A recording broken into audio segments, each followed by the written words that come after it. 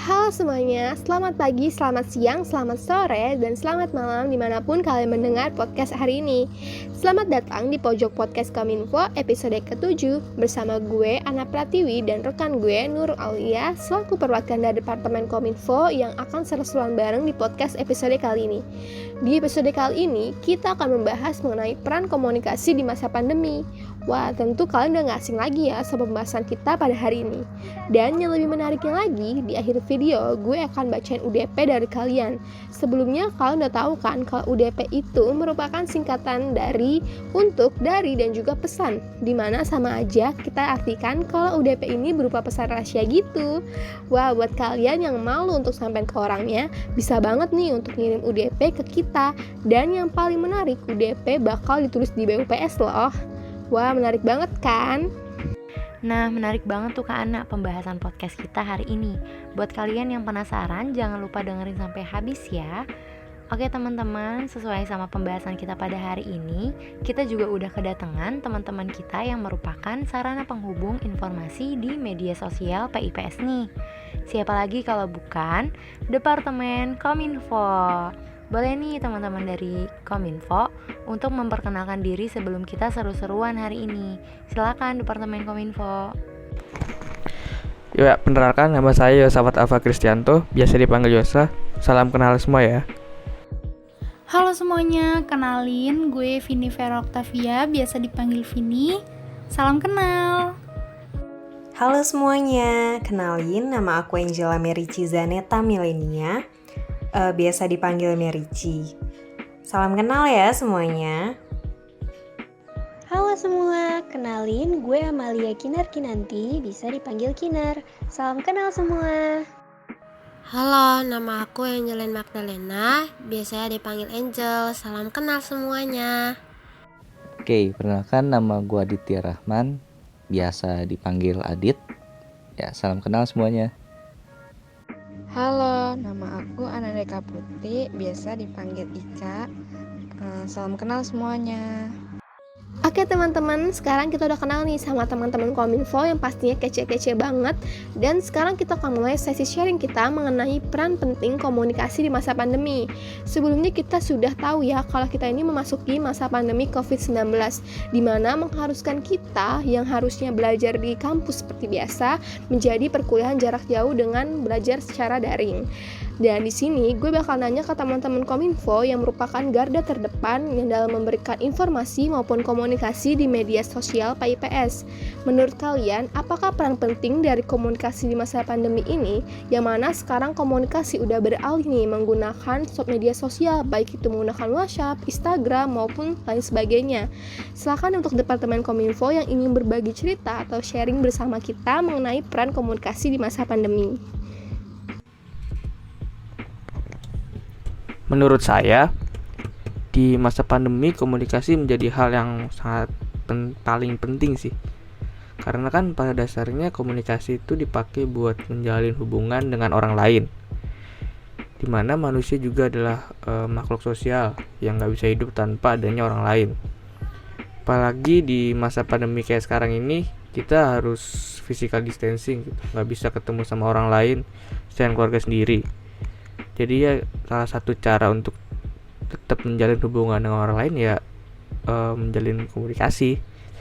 Walaupun komunikasinya cuma bisa lewat pesan singkat atau chat, tapi itu kan tetap terhitung sebagai komunikasi gitu. Bahkan masuk ke dalam interaksi sosial, walaupun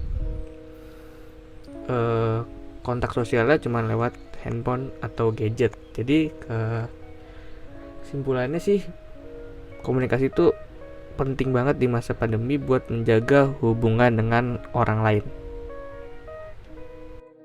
Kalau menurut gue, komunikasi itu walaupun gak ada pandemi, apalagi ada pandemi, itu sama pentingnya. Karena komunikasi itu udah kayak kebutuhan sih, kebutuhan primer manusia yang kalau tanpa itu kita gak akan bisa. Dan juga sekarang kan kita jarang ketemu banyak orang, jarang bertatap muka sama orang. Jadi satu-satunya cara untuk tahu perkembangan mereka atau tahu kabar mereka adalah dengan chat, dengan telepon, dengan vid call dan lain sebagainya. Dan menurut gue ini juga yang jadi challenge buat orang-orang gengsian di luar sana yang biasanya malu untuk ngechat sekedar nanya kabar, jadi harus ngilangin rasa gengsinya. Gitu sih. Menurut gua ya penting gitu komunikasi.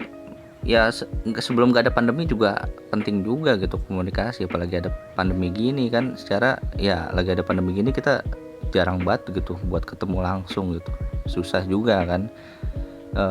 Lagian juga manusia kan sosial ya, kalau misalkan gak komunikasi ya gimana gitu rasanya, ntar jadi nolep gitu. Ya gitu sih, apalagi kan lagi pandemi gini, PJJ misalkan lagi PJJ nih kuliah, pasti butuh banget komunikasi gitu kan. Kalau nggak komunikasi ntar ghosting, tugas nggak kelar segala macem. Terus juga begitu juga kalau lagi berorganisasi juga kan, penting banget tuh komunikasi biar nggak miskom segala macem. Gitu sih menurut gua. Wah, betul banget nih sama yang dikatakan oleh Kak Vini, Kak Adit, dan juga Kak Yasafat. Kalau komunikasi ini memegang peranan penting ya dalam kehidupan kita, baik secara online seperti ini maupun saat kita normal kehidupan seperti biasanya. Bahwa komunikasi ini itu udah sebagai sarana gitu loh, sarana penghubung kita dengan orang lain. Apalagi di masa pandemi seperti ini ya, yang mengharuskan kita untuk di rumah aja dan tidak bertatap muka dengan teman-teman kita. Tentu rasanya sangat bosan ya.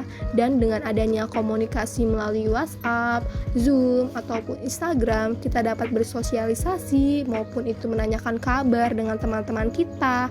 Nah, itu bisa jadi ya kalau komunikasi ini memang mempunyai peranan penting, karena kita pada dasarnya ada makhluk sosial yang membutuhkan komunikasi dengan orang lain dan membutuhkan bantuan dari orang lain, seperti yang dikatakan oleh Kak Adit tadi. Nah, menurut Kak Nurul gimana nih pendapat dari teman-teman Kominfo ini? Kalau dari gue sendiri, sepakat apa yang dibilang dari teman-teman. Kalau komunikasi itu emang bener-bener sepenting itu buat mempermudah segala aktivitas kita. Kalau sebelum pandemi aja kita dalam komunikasi sering banget gak sejalan gitu kan, apalagi di keadaan pandemi gini yang secara daring dan kita emang gak bisa ketemu secara langsung. Jadi komunikasi emang bener-bener nih bisa jadi salah satu bentuk adaptif dari interaksi sosial. Dan setuju juga apa yang dibilang Vini, kalau ini bisa jadi salah satu challenge kita buat komunikasi sama teman-teman di kampus yang sebelumnya gak pernah komunikasi sama sekali, biar kita juga gak ketinggalan info selama PJJ gitu ya. Oke, selanjutnya kalau ngebahas tentang komunikasi, ketika kita komunikasi sama orang pasti ada aja yang miskomunikasi gitu kan. Nah, gimana nih cara supaya nggak ada miskomunikasi atau salah persepsi dalam berkomunikasi di media sosial? Misalkan kadang ada aja gitu, ketika kita bermaksud A justru malah dianggapnya sama temen B gitu kan. Gimana nih menurut teman-teman? Boleh dari Kinar dan Merici, silakan.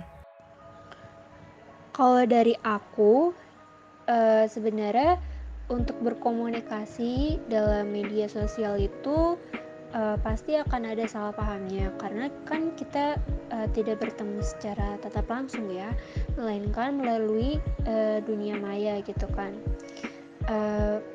Salah paham itu pasti bakal ada, tapi ada beberapa upaya untuk meminimalisir dari adanya salah paham itu. Yang pertama itu adalah memberikan pesan yang jelas, merangkai pesan yang jelas dan juga nggak berbelit-belit. Itu tuh bisa mempermudah pembaca untuk mengetahui tujuan penulis, kenapa dia menulis hal tersebut, ataupun menulis yang gak disingkat-singkat. Itu biar pembaca tuh gak bingung gitu sama tulisan yang ditulis oleh si penulis.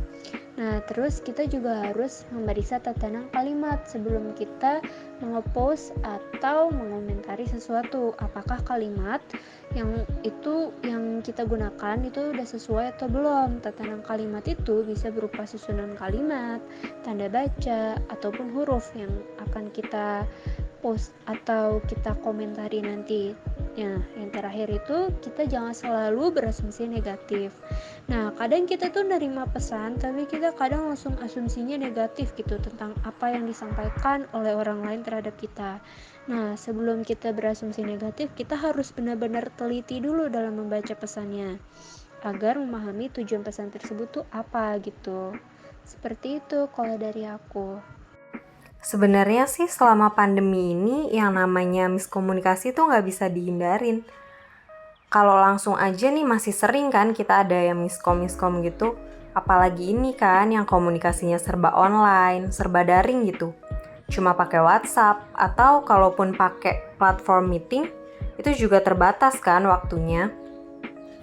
Salah satu cara untuk meminimalisir terjadinya miskom ini ya cuma bisa dilakuin dengan memperkuat hubungan gitu.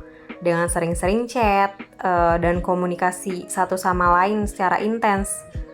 Dan terkhusus nih kalau ada proker selalu di follow up gitu terkait progres acara biar ada keterbukaan antara satu dengan yang lainnya. Intinya kalau komunikasi lancar tuh pasti meminimalisir adanya miskom banget sih. Nah, bener banget ya, ini juga jadi salah satu tantangan kita nih untuk menyediakan pesan yang jelas, singkat, dan juga padat agar informasi tersampaikan dengan baik. Meskipun sebenarnya nggak bakal terpungkiri gitu, yang namanya komunikasi dari satu individu ke individu yang lain nggak bakal luput yang namanya miskomunikasi. Oke, kira-kira ada apa lagi nih Kak Ana? Oke, gue mau nanya nih sama anak-anak Kominfo pertanyaan terakhir. Anak-anak Kominfo tentu udah gak asing lagi ya sama yang namanya berita hoax atau berita bohong atau berita palsu yang udah banyak banget beredar di dunia maya gitu. Hoax ini kan udah banyak banget tersebar dan tujuannya ini untuk membuat masyarakat merasa tidak nyaman atau merasa khawatir gitu dengan adanya berita hoax ini. Nah, menurut Kominfo sebagai penghubung komunikasi di media sosial BMPPS, gimana sih cara dari Kominfo ini untuk meminimalisir adanya hoaks di masa pandemi ini? Mungkin anak-anak Kominfo yang berbagi cerita dengan teman-teman yang mendengarkan podcast hari ini. Pas pandemi ini pastinya banyak banget hoax-hoax yang bikin kebingungan, ketakutan, dan segala macam.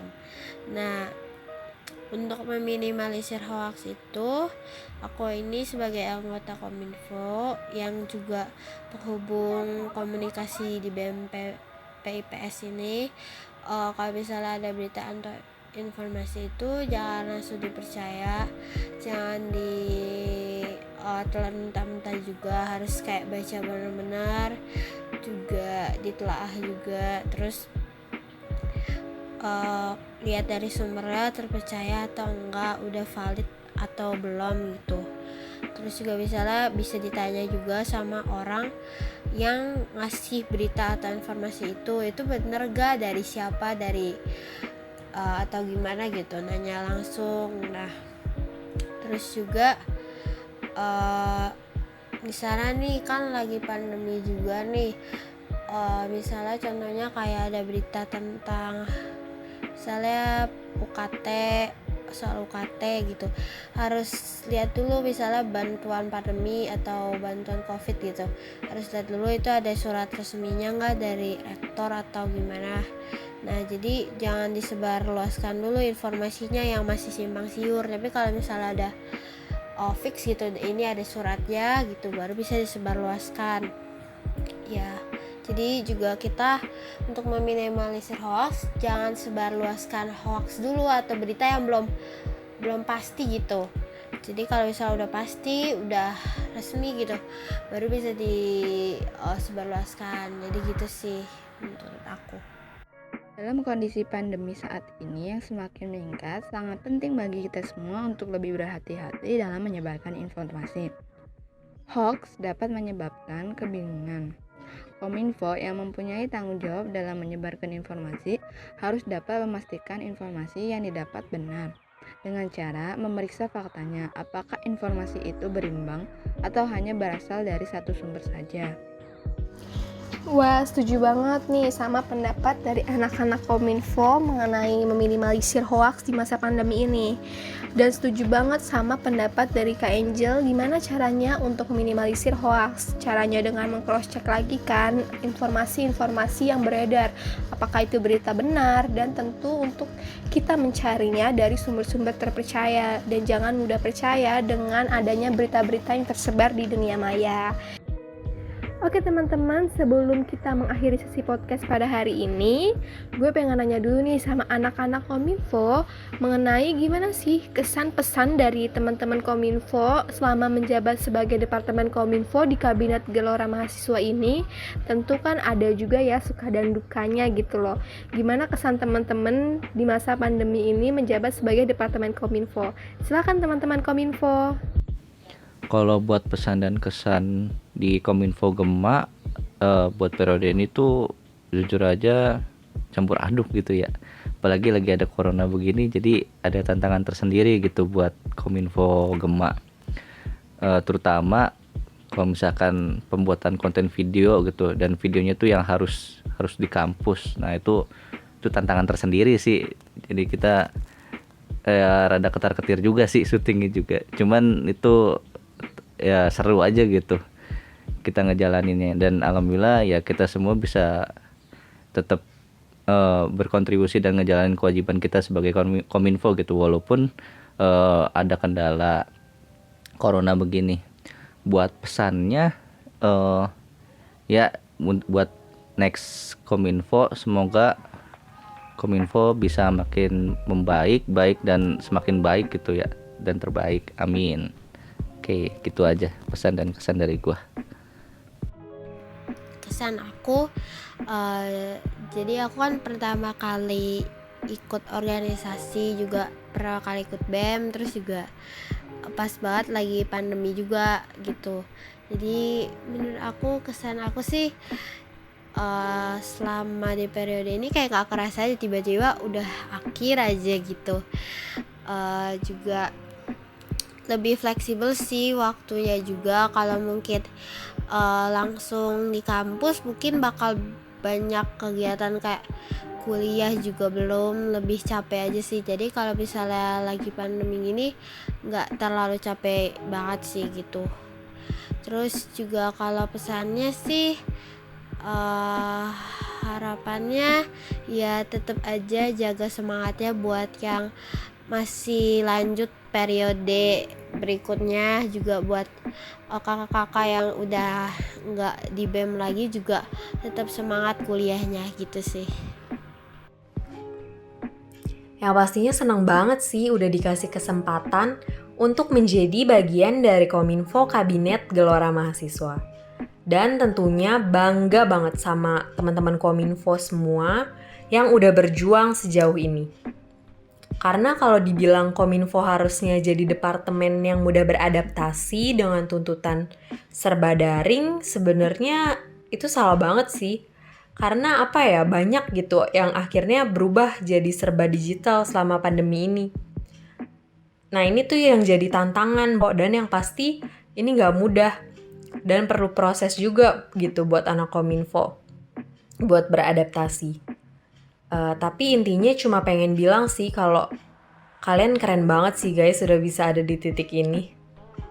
Dan pesan aku buat the next member Kominfo dan semua teman-teman BEM yang nantinya bakal meneruskan kepengurusan di BEM, yang kemungkinan bakal menjalani hal yang sama ya, yaitu serba daring.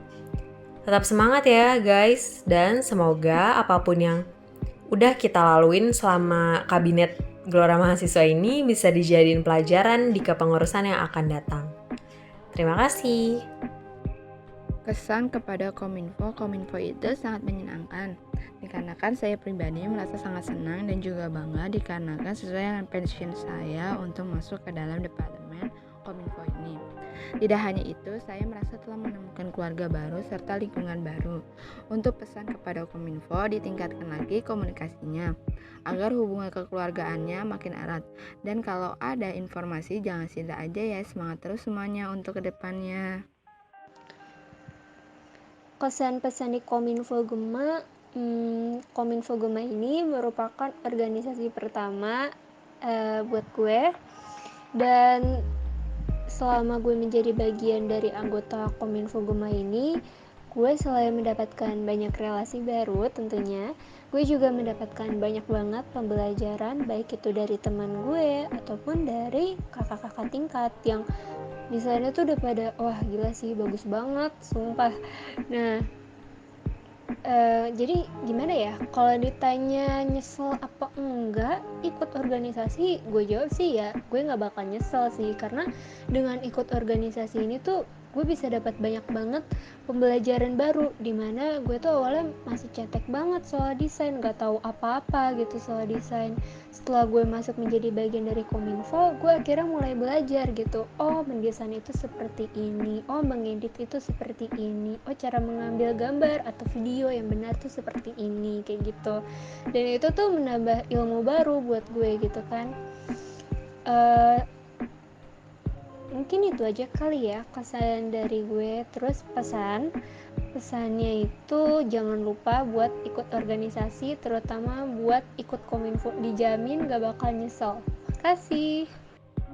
Kesan dan pesan untuk Kominfo Gema, kalau kesannya yang pasti seru, asik sih, orangnya baik-baik juga, korporatif, mau diajak kerja sama. Kalau gue nggak tahu sesuatu pasti dikasih tahu dan diajarin. Terus gue nya juga jadi banyak tahu, jadi banyak belajar. Sayangnya nggak ngerasain experience berada di lapangan selama 1 periode. Terus buat pesannya, semoga bisa lebih baik daripada yang sekarang, terus juga bisa lebih kerjasamanya ditingkatkan lagi. Kesan-pesan di Kominfo Gema, kesannya asik, walaupun kita harus bertarung melawan pandemi dan physical distancing yang bikin kita semua gak bisa saling ketemu secara intensif, tapi kita tetap bisa jalanin kewajiban kita sebagai Kominfo dengan cukup baik menurut saya. Pesannya buat ke depan, mungkin harus bisa jaga komunikasi aja biar punya hubungan yang baik, punya relasi yang cukup erat dengan satu sama lain. Terus kalau mungkin buat kedepannya, kalau udah nggak pandemi, sering-seringin ngumpul. Ya, kalau masih pandemi sih ya bisa lewat Zoom atau Google Meet. Itu aja sih, cukup. Nah, gimana nih teman-teman setelah kalian mendengarkan kesan dan pesan dari teman-teman Kominfo berorganisasi di BEM PPS, khususnya di Departemen Kominfo ya. Pasti seru banget kan, ada kesan dan pesan tersendiri di dalam Departemen Kominfo. Semoga dengan kalian mendengarkan podcast ini dan mendengarkan kesan dan pesan dari teman-teman Kominfo, kalian merasa termotivasi ya untuk ikut berorganisasi di BEM PPS. Oke teman-teman, setelah kita seru-seruan bareng nih sama anak-anak Kominfo dan sharing mengenai peran komunikasi di masa pandemi, tentu kalian udah gak sabar nih sama part selanjutnya. Di awal video gue udah jelasin ya, kalau di akhir video gue bakal bacain UDP dari kalian. Pasti kalian udah penasaran banget kan, apa sih dari UDP dari teman-teman kalian? Oke, kita lanjut aja nih untuk bacain UDP-nya.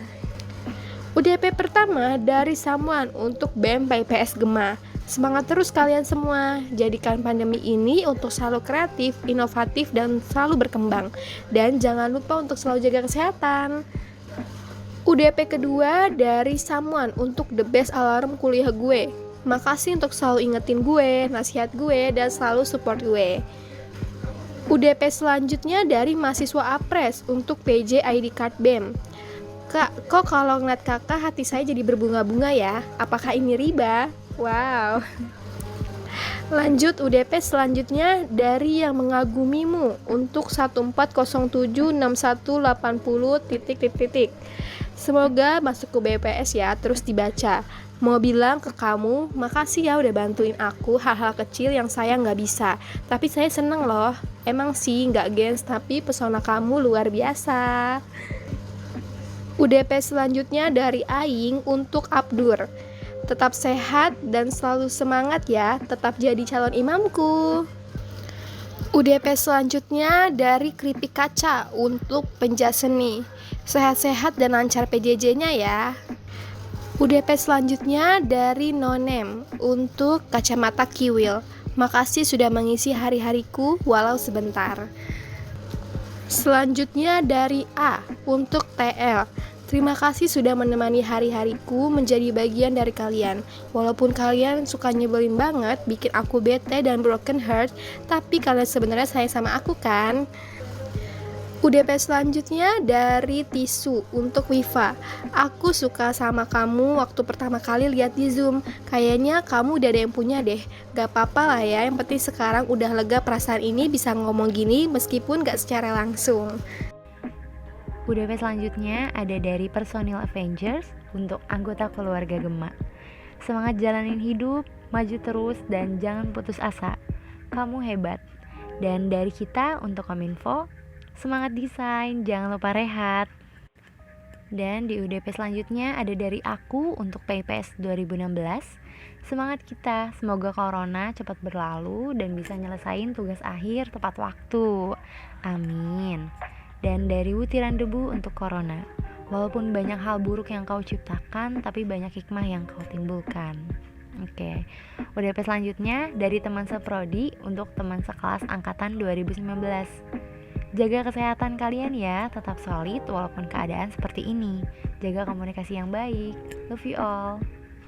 Nah, gimana nih sama UDP yang udah kita bacain? Cukup menghibur untuk kalian kan? Semoga UDP-nya menghibur kalian ya teman-teman. Wah guys, udah gak terasa banget ya, kita udah berbincang-bincang lama banget sama anak-anak Kominfo, yang tentunya karena pembahasan kita cukup menarik dan sangat menarik untuk dibahas. Jadi gak terasa banget, udah beberapa menit aja nih kita bincang-bincang bareng anak Kominfo. Sekali lagi gue ngucapin terima kasih kepada anak Kominfo yang udah menyempatkan waktunya untuk hadir di podcast kita. Dan tak lupa juga gue berterima kasih banget untuk pendengar setia podcast Kominfo ini. Terima kasih banyak udah menyaksikan podcast ini sampai akhir. Semoga kalian yang mendengarkan podcast ini dapat terhibur ya dengan podcast kita. Dan teman-teman, gue selalu mengingatkan kalian untuk jangan lupa menjaga kesehatan ya teman-teman, dengan cara memakai masker, menjaga jarak, dan juga mencuci tangan. Semoga pandemi kita cepat berakhir ya, dan kita dapat berkumpul lagi seperti dahulu. Tentu kita udah kangen banget kan sama suasana kampus dan belajar seperti biasa bersama teman-teman kita. Oke, untuk mengakhiri sesi podcast kita, izinkan gue, Ana Pratiwi, dan juga rekan gue, Nurul Aulia Basri, selaku pembawa acara pada podcast hari ini, izin pamit undur diri ya teman-teman. Sampai jumpa di podcast selanjutnya. Bye!